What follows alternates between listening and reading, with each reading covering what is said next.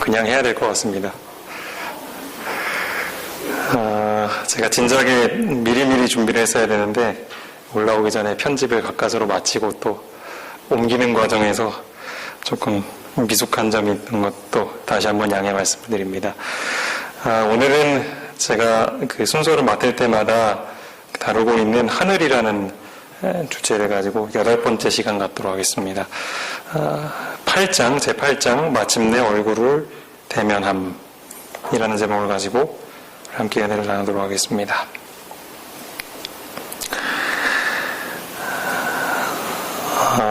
제가 그 예언의 신에 있는 글을 좀 읽어드리겠습니다.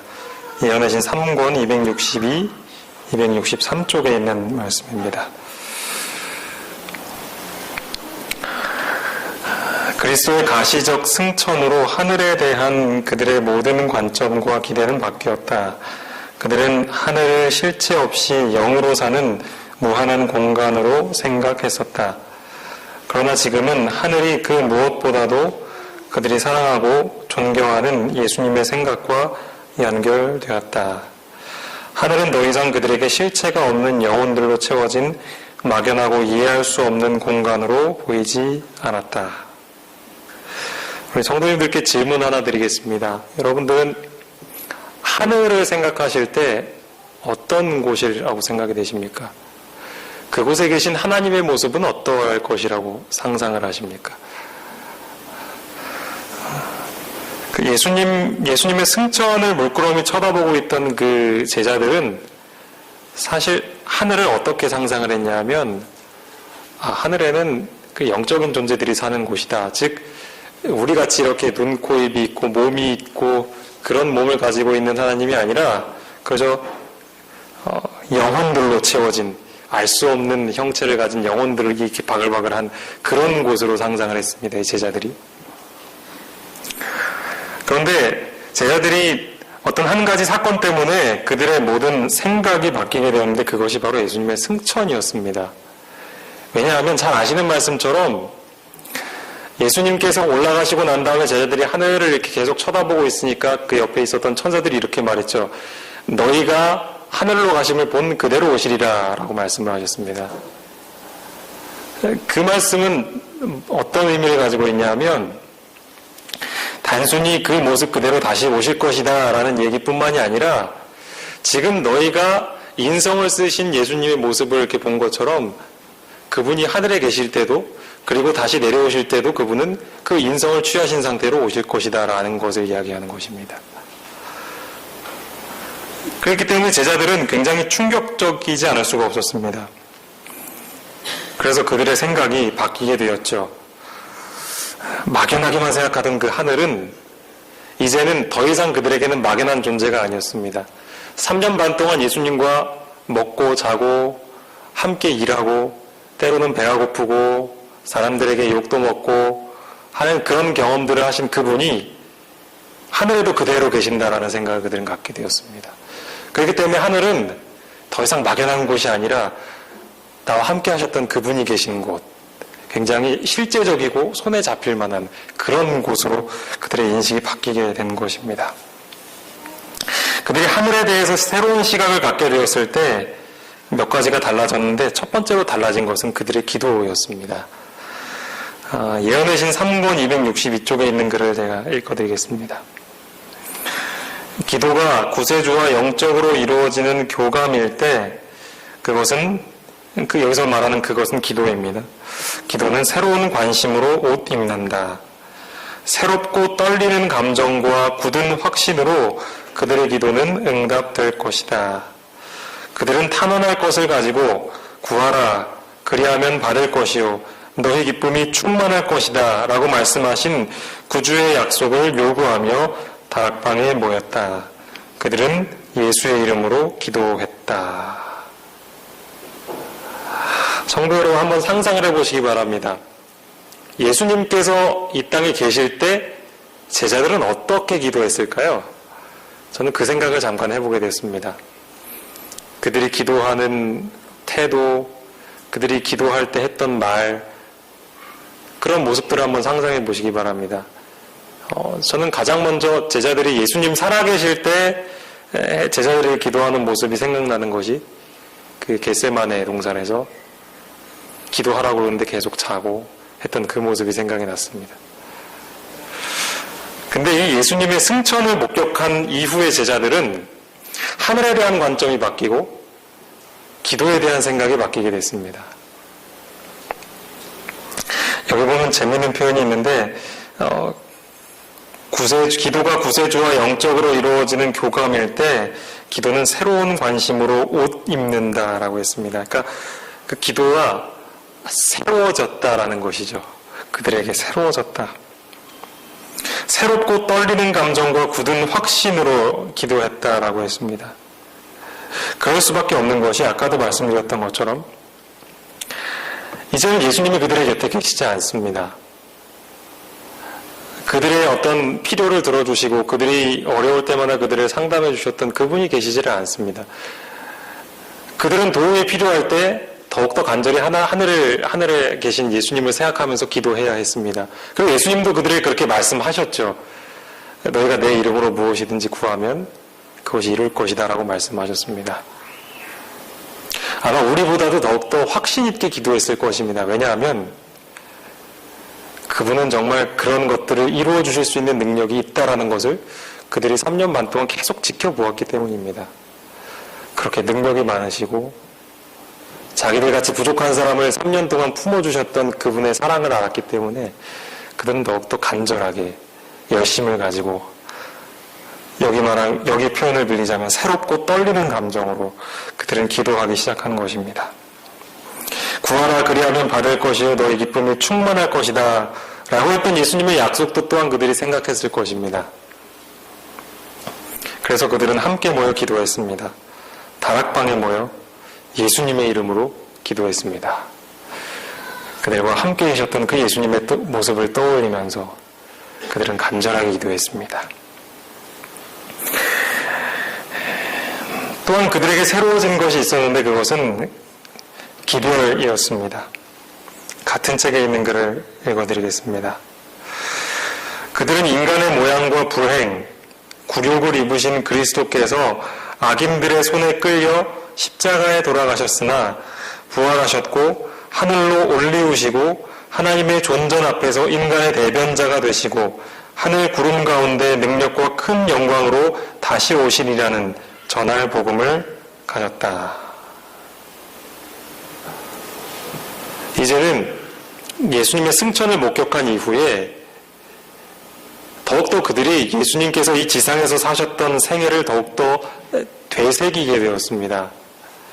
그들 곁에 예수님께서 계시지 않았기 때문에. 그리고 그 하나하나를 생각하면서 그리고 지금 그 예수님이 죽으셨지만 살아나셔서 하늘에 계신 분이시다라는 것을 확신 있게 전할 수가 있었습니다. 그들의 기도가 새로워졌고 그들이 경험했던 모든 것이 확신 있는 기별이 되었습니다. 시대의 소망에 있는 글을 제가 좀 읽어드리겠습니다. 그리스도께서는 인간의 모습으로 하늘에 올라가셨다. 제자들은 그분을 영접하는 구름을 보았다. 저희와 같이 걷고 이야기하고 기도하시던 바로 그 예수님. 저희와 같이 떡을 떼고 호수 위에 뜬 저희 뱃속에 함께 계셨던 그분. 바로 그날 저희와 함께 애써 감람산으로 올라오던 바로 그 예수께서 이제 아버지의 보좌에 앉기 위하여 하늘로 올라가셨다. 그리고 그들이 보는 데서 하늘로 올라가심을 본 바로 그분이 승천하신 그대로 다시 오시리라는 것을 천사들은 그들에게 확실하게 말해 주었다. 예수님은 그들과 함께 계시던 분이셨죠. 그들과 함께 걷고 이야기하고 기도하시던 그런 분이셨습니다. 함께 떡을 떼시고 호수 위에 있었던 그 배 위에서 그물을 던지라고 했을 때 물고기를 잡았던 경험, 그때도 함께 계셨던 분이 바로 예수님이셨습니다. 감람산으로 올라가시던 그 예수님의 모습, 그것이 아직도 그들의 머릿속에는 생생했습니다. 바로 그 예수님께서 이제는 아버지의 보좌에 앉기 위해서 하늘로 올라가신 것입니다. 그분은 아직도 그때 그 모습 그대로 올라가셨고 그대로 다시 오실 것이다 라는 것이죠. 사단은 영원한 시대를 통해서 궁극적으로 이루고 싶은 목표가 하나 있었습니다. 그것이 무엇이었냐면 하나님과 사람들을 분리시키는 것이었습니다. 반대로 하나님께서 그에 반해서 하시고자 하셨던 일은 무엇이냐면 사단이 인간과 하나님을 분리시키려고 하는 그것을 연결시키려고 하시는 일을 하나님께서는 하셨습니다. 근데 그 일을 위해서 택하신 방법이 무엇이냐면 바로 예수님께서 인간의 모습을 취하시는 것이었습니다. 그것은 죄 많은 인류와 그리고 하늘을 연결시키는 아주 튼튼한 연결 고리와도 같은 것이었습니다. 제가 시대의 소망 25페이지에 있는 글을 좀 읽어드리겠습니다. 하나님과 사람을 영원히 분리시키려는 것이 사단의 목적이었다. 그러나 그리스도로 말미암아 우리는 타락하지 않았던 때보다 더욱 밀접하게 하나님과 연합된다. 구주께서는 우리 임성을 취하심으로 결단코 끊어지지 않을 줄로 자신을 인간에게 붙들어 매셨다. 그는 영원한 시대를 통하여 우리와 연결되신다. 바로 이것이었습니다. 사람과 하늘, 그 끊어졌던 관계를 연결시키기 위해 택하신 방법은 바로 그것이었습니다. 예수님께서 인성을 취하시는 것이었습니다. 그렇다면 그것이 어떻게 하늘과 사람들을 연결시킬 수 있는가? 그것을 좀 더 살펴보도록 하겠습니다. 시대소망 25페이지에 이런 글이 있습니다. 하나님께서 당신의 변치 않는 화평의 경륜을 우리에게 보증하시기 위하여 독생자를 주시사 우리 인간 가족의 한 사람이 되게 하시되 인성을 영원토록 보유하게 하셨다. 이것은 하나님께서 당신의 말씀을 성취시키리라는 보증이다. 그러니까 예수님께서 사람의 모습을 취하신 것은 어떤 것의 보증이냐면 인류를 구원하시겠다는 그것을 내가 그 약속을 꼭 지키겠다라는 어떤 보증의 표시로서 예수님이 인성을 쓰신 모습으로 오셨다. 사람의 모습으로 오셨다라는 것입니다.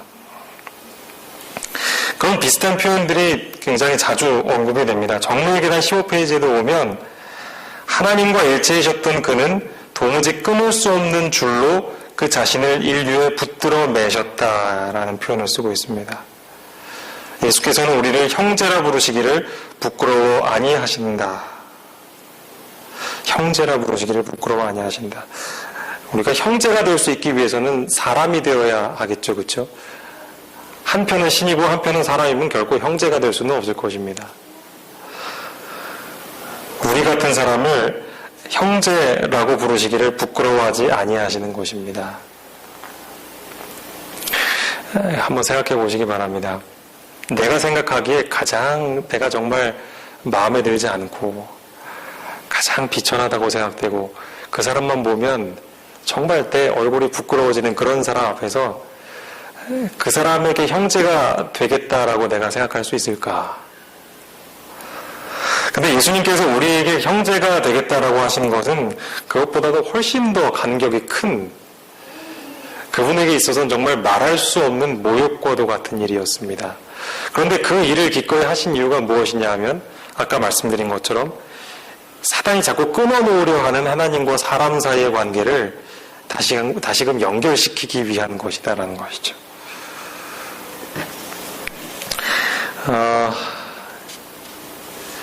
예수님의 그 칭호가 여러 가지가 나오는데 그 칭호 중에서 이런 표현이 있죠. 임자라는 표현이 있습니다. 임자.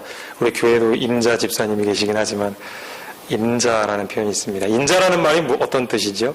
임자. 사람의 아들이라는 뜻이죠. 사람의 아들. 누구누구의 아들. 이것을 정말 잘 쓰면 굉장히 좋은 칭찬이 되는데 누구누구의 아들이라는 표현을 잘못 쓰면 굉장히 기분 나쁜 표현이 됩니다. 우리가 알고 있는 정말 기분 나쁜 그 욕 가운데는 무슨 자식이라는 표현이 참 많이 있죠. 예수님도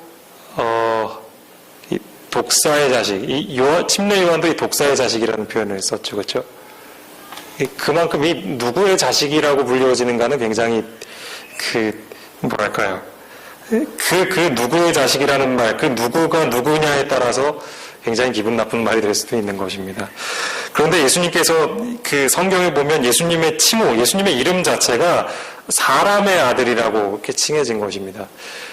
우리 같은 사람이야 당연히 사람의 아들이라는 표현이 당연한 것이지만 예수님과 같은 신의 레벨에 있는 분이 사람의 아들이라는 표현으로 불려진다는 것은 사실 그 신의 세계라고 할까요? 하늘 세계에 있어서는 굉장히 이해할 수 없는 일입니다. 그런데 그런 칭호도 부끄러워하지 아니하시고 인성을 취하신 이유는 여기 보면 이렇게 나와 있습니다. 정로의계단 15쪽에 있는 글을 제가 좀 읽어드리겠습니다. 그리고 이 모든 것은 인류를 멸망과 죄의 타락에서 건져내시고 또한 인류로 하여금 하나님의 사랑을 반사시켜 거룩한 기쁨을 누리게 하려 함이라 라고 했습니다. 사람의 아들로 오신 이유가 뭐라고요? 우리를 멸망에서 건지시고 죄의 타락에서 건지시기 위함이다. 그리고 절대로 그 죄에서 헤어나올 수 없을 것 같은 그 연약한 인간을 변화시켜서 하나님의 사랑을 반사시키는 도구로 삼기 위해서 기꺼이 그 길을 가신다고 하는 것입니다.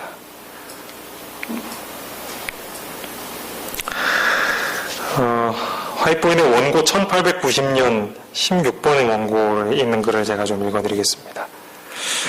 그리스도는 성화되고 거룩한 인성을 입으신 채 하늘로 올라가셨다. 이 표현을 잘 주목해 보시기 바랍니다. 그리스도는 성화되고 거룩한 인성을 입으신 채 올라가셨다. 그러니까 예수님께서 하늘로 올라가실 때 인간의 모습은 다 버리고 올라가신 게 아니고 그 성화되고 거룩한 인성을 입으시고 하늘로 올라가셨습니다. 예, 그것을 잘 기억하시기 바랍니다. 그리스도는 하나님의 도성 안으로 모든 인간을 구원하실 분으로 또 아버지 앞에 내가 그들을 나의 손바닥에 새겼다라고 탄원하시는 자로서 인성을 취하신 채 하늘 공정으로 들어가셨고 영원토록 인성을 품으실 것이다 라고 하는 것입니다. 제가 여태까지 드린 설명의 기초에 보면 이 일은 굉장히 이상한 일입니다. 아마 여기 성도님들께서 그런 경험이 아마 있으실 텐데, 이제 약속이 있어서 이제 막 옷을 입고 준비를 합니다. 그 밖에 나갈 외출복을 이렇게 딱 입고, 우리가 평상시 집에서 입는 옷이랑 외출할 때 입는 옷은 다르잖아요. 그렇죠? 그대로 평상복 입고 나가기는 좀 그렇죠. 예. 근데 이제 갑자기 연락이 왔는데 약속 시간이 한 대여섯 시간이 늦춰진 겁니다. 그래서 이제 어떻게 할까 고민을 한 거죠. 내가 이 옷을 귀찮은데 그냥 이 옷 그대로 입고 있다 그대로 나갈까? 아니면 그냥 다시 입기 편한 옷으로 갈아입었다가 시간이 되면 맞춰서 다시 이 옷을 입고 나갈까? 그런 생각을 합니다. 저도 그때 다르게 판단을 하는데, 결정을 하는데, 보통이라면 이렇게 할 겁니다. 왜 외출복은 격식이 입는 옷이고 되게 불편하기 때문에 그냥 편한 옷, 추리닝 차림을 이렇게 입고 있다가 편하게 있다가 그때 다시 또 입고 나가면 되지라고 이렇게 생각을 하고 그렇게 합니다. 여러분, 예수님께서 인성의 옷을 입고 계신 것은 굉장히 편하지 않은 옷이었습니다. 마치 우리가 하루 종일 정장을 입고 집에서 생활하고 하는 것보다도 훨씬 더 힘든 것이 인성의 옷을 입고 33년 반 동안 이 땅에 사신 예수님의 삶이 훨씬 더 힘들었습니다. 불편하죠. 활동하기가 불편한. 날마다 죄와 부딪혀야 하는. 시대소망의 표현을 보면 항상 어떤 죄의 모습을 보였을 때 그의 영혼이 움츠러드셨다라고 했습니다.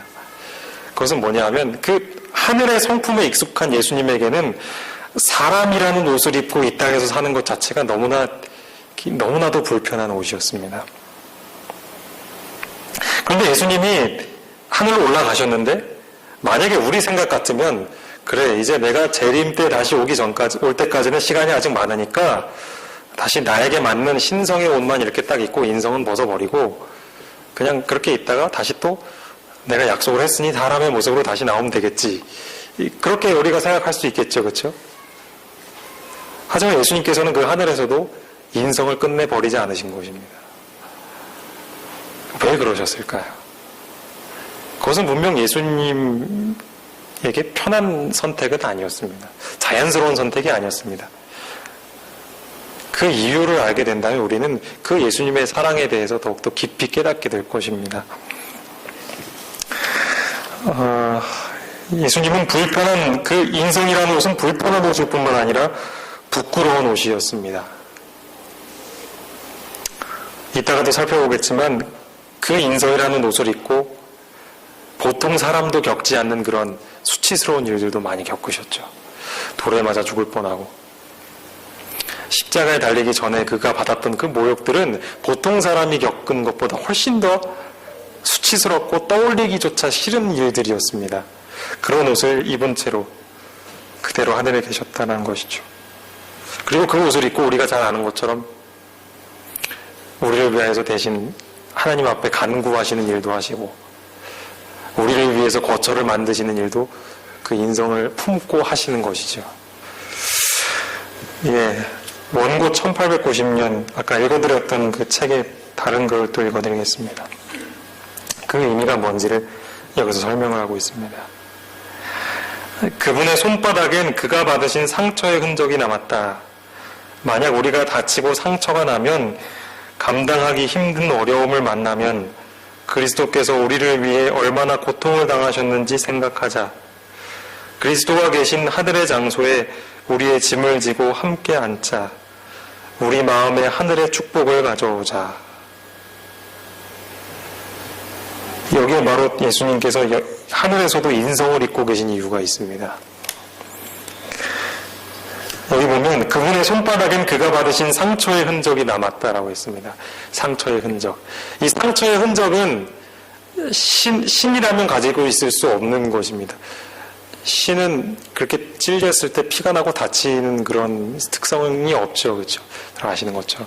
인성이 가지고 계시기 때문에 그 상처를 계속해서 하늘에서도 갖고 계시는 것입니다. 왜 그 상처를 계속 가지고 계셔야만 했는가?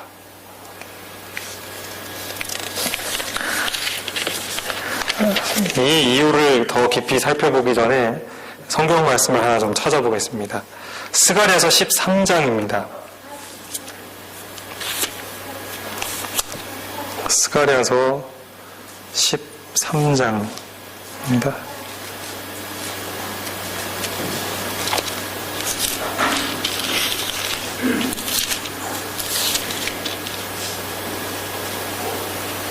스가랴서 13장 6절 말씀입니다.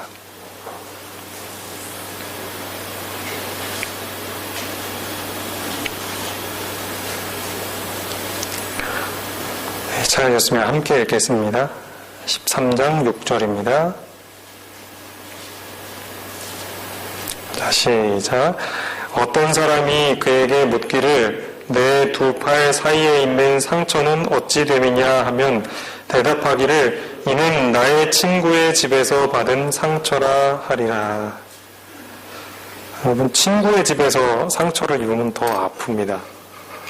우리 믿는 도끼에 발등 지킨다는 말이 있죠. 내가 정말 신뢰하고 믿었던 사람에게 상처를 받는 것이 더 그 충격의 여파가 오래갑니다. 여기 있는 말씀은 잘 아시는 것처럼 예수님께서 이 땅에 오셔서 받으신 그 상처, 십자가의 상처를 가리키는 말씀입니다. 근데 이 지구를 가리켜서 뭐라고 하시냐면 친구의 집이라고 하시는 겁니다. 친구의 집. 예수님은 아까도 말씀드렸다시피 우리를 형제처럼 생각하시고 친구처럼 생각하십니다. 근데 그 친구의 집에 왔는데 그 친구들이 하는 대접은 친구 같지가 않았습니다. 아니요, 오히려 친구가 아니었으면 더 좋았을 경험들을 하셨죠. 그 상처를 하늘까지도 가지고 가신 겁니다. 그 일이 보통 일이겠습니까? 이 땅에서 우리가 얻은 육신의 상처도 시간이 지나면 아무입니다. 물론 흉터가 조금 남기는 하지만 우리가 마음에 받은 상처도 하루빨리 잊기를 바라죠. 주변에 누가 상처 입어서 괴로워하고 있으면 그 사람한테 가서 그래, 다 시간이 지나면 잊혀진다고, 시간이 약이라고 우리가 그렇게 위로를 합니다. 근데 예수님은 시간이 지나면 약이 될 수도 있는 그 상처를 계속 갖고 계시는 겁니다. 계속 보고 갖고 계시는 겁니다. 친구의 집에서 받았기에 더 큰 상처입니다. 더 아프고 더 괴롭고 누군가에게 이야기하면 더 수치스러운 부끄러운 상처, 잊고 싶은 상처입니다. 그 상처는 비단 예수님의 손에 있는, 발에 있는 못자국뿐만 아니라 그분의 마음이 겪은 상처도 포함이 되어 있을 것입니다. 그 상처를 안고 하늘까지 가셨습니다. 그리고 그 상처를 가지고 가시기 위해서 그분은 인성을 안 벗으신 겁니다. 벗을 수도 있는데 그 상처를 보며 떠오르는 것은 무엇일까요? 그 상처를 낸 자신의 친구들을 기억하셨겠죠. 아무 죄도 없으신 그분을 따라다니면서 조롱하고 욕하고 때로는 침뱉고 놀리고 채찍질하고 주먹으로 때리고 결국은 십자가에다 달아놓고 가장 수치스러운 죄인의 죽음을 받게 한 그런 상황들을 떠올리지 않겠습니까? 만약 우리가 옛날의 상처가 자꾸만 생각이 난다면 어쩌면 우리의 마음속에는, 우리의 본성은 나에게 그 상처를 준 사람에게 복수하고 싶은 마음이 계속 생각날지 모릅니다. 그렇죠. 그것이 어떻게 보면 인간이라면 누구나 그런 생각을 할 수 있을 것입니다. 그런데 예수님은 그렇지 않았습니다. 예수님은 하늘까지도 갖고 가신 그 상처를 보면서 무슨 생각을 하실까요? 예수님께서 십자가에 달려 돌아가실 때 가상칠언 중에 그런 말씀도 하셨죠. 저들이 지금 무슨 일을 하고 있는지 알지 못한다라고 하셨던, 용서해달라고 하셨던 그 기도. 이 상처를 보면서 자기들도 알지 못하는 그 죄에 빠져서 그렇게 죄를 짓고 있는 사람들을 긍휼히 여긴 것입니다.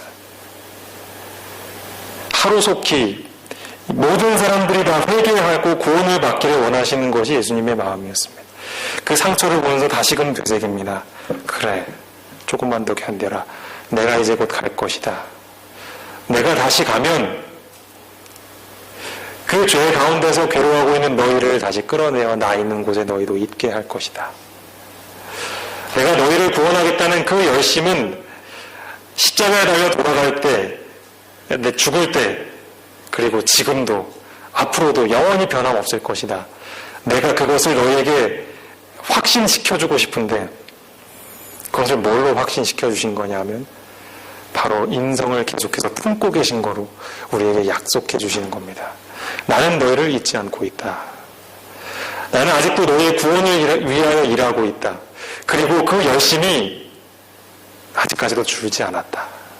아직도 난 내 상처를 보며 이보다도 더욱더 큰 상처를 너의 마음속에 주는 그 죄를 이제는 곧 없이 하러 내가 다시 갈 것이다. 그것이 바로 예수님께서 인성을 벗지 않으신 이유였던 것입니다. 우리는 모든 타락하지 않은 우주가 예수께서 인간의 구원을 성취하시려 세상에 오신 위대한 사업에 관심을 가진 것을 영원히 확신할 수 있다. 이 말이 바로 그 말입니다. 우리는 하나님을 지금 우리 눈으로 볼 수가 없죠. 우리가 때때로 우리의 마음이 어두워지면, 우리의 눈이 어두워지면, 사단이 자꾸 우리를 자꾸 넘어뜨리면 자꾸만 드는 생각이 하나님에 대한 의심. 나 같은 사람도 하나님께서 구원하실 것인가? 하나님께서는 도대체 이 죄를 언제 끝내실 것인가? 그런 생각을 하게 됩니다. 우리의 믿음이 연약해지고. 그럴 때 우리가 영원한 확신을 가질 수 있게 하시기 위해서 그분께서는 아직도 그 인성을 입고 당신의 사역을 이루고 계신 것입니다. 가려뽑은 기별 1권 258쪽에 있는 글을 좀 제가 읽어드리겠습니다. 세상의 궁전에서 왕이 자신의 진실성을 사람들에게 보증하기 위하여 가장 믿음직한 서약을 할 때, 그가 약속을 이행할 때 도로 찾는 조건으로 자기 자식을 볼모로 내놓는다. 이 말씀이 이해가 가시죠? 세상의 왕들이 이제 어떤 풍습이 있었냐면, 사람들에게 나는 정말 내가 한 말은 꼭 지킨다라는 보증으로 어떤 걸 하냐면, 내가 그 약속을 이행하면 다시 내가 이걸 돌려받겠다 하면서 사람들에게 내어주는 게 뭐냐면 자기 자식을 볼모로 내놓고, 내가 이 자식을 놓고 어떻게 이 약속을 안 지키겠느냐, 내가 분명히 지킬 것이니 이렇게 믿으라라고 이렇게 하는 것이죠. 하늘 아버지의 진실성에 대한 서약이 어떠한가 보라. 하나님께서 하늘 총회의 불변성을 보증하시기 위하여 당신의 독생자께서 인성을 쓰시고 이 세상에 오시도록 허락하셨으며, 이 지상에서의 짧은 기간만이 아니라 하늘 법정에서도 인성으로 남아있게 하여 하나님의 진실성에 대한 영원한 서약의 표로 삼으셨다. 이게 이제 이 설명이 제 설명이 아니라는 것을 아시겠죠? 마치 세상의 왕이 자신의 약속이 확실하다는 것을 증명하기 위해 자기 아들까지도 내어주었던 것처럼, 하늘 아버지께서도 인류를 구원하시겠다는 그 약속이 분명하다라는 징표로 자기 아들을 인성을 입도록 허락하신 것입니다. 그리고 예수님께서는 이 지상에서 뿐만이 아니라 그 인성을 하늘까지 올라가서도 그것을 품고 계신다는 겁니다. 그 옷을 벗고 벗지를 않으신다라는 그 사실인 것입니다. 얼마나 확실합니까? 하나님께서 우리를 구원하시겠다는 그 약속이 얼마나 확실합니까? 그런데 왜 우리는 자꾸 의심에 빠질까요?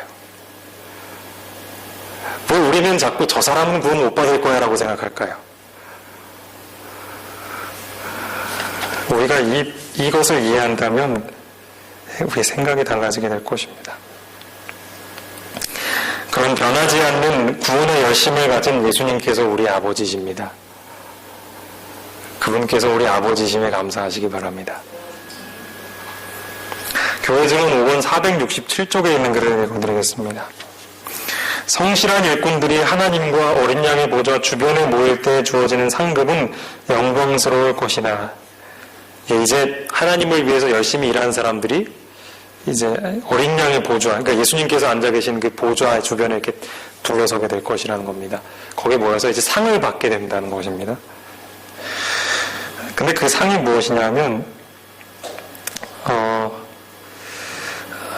죽을 수밖에 없는 상태에서 불멸을 입을 때 속량된 자들은 예수님처럼 된다. 그들이 계신 그대로의 그분을 보기 때문이다. 그들은 보좌 앞에 서는데 그것은 그들이 간합된 것을 나타낸다. 그러니까 가장 큰 상급이 뭐냐면, 예수님의 보좌 앞에 나가서 예수님의 얼굴을 있는 그대로 볼 수 있다는 게 가장 큰 상이라는 겁니다.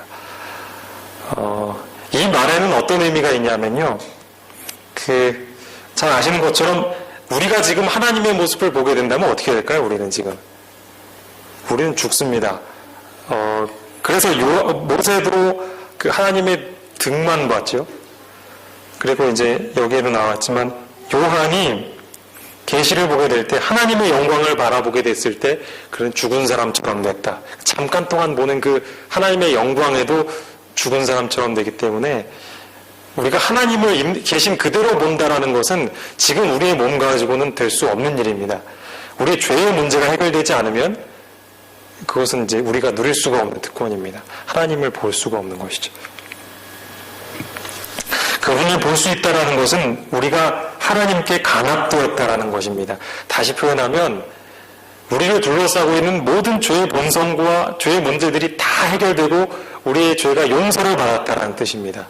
그렇게 될 때 우리는 하나님을 있는 그대로 대면해서 볼 수 있는 것입니다.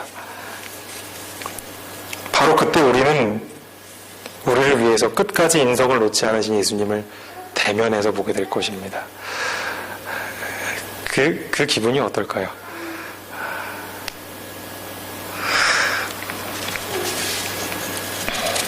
하나님의 열심을 아마 보게 될 겁니다.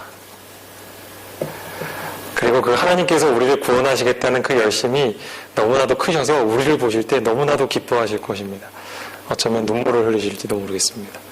우리를 보시면서 말없이 우리를 안아주실 때 이 땅에서 겪은 그 모든 죄의 문제들 때문에 고뇌하고 정말 하나님의 뜻대로 살기 위해서 이 땅에서 겪은 모든 고군분투했던 그 경험들, 그걸 생각하면서 우리도 어쩌면 울게 될지도 모르겠죠.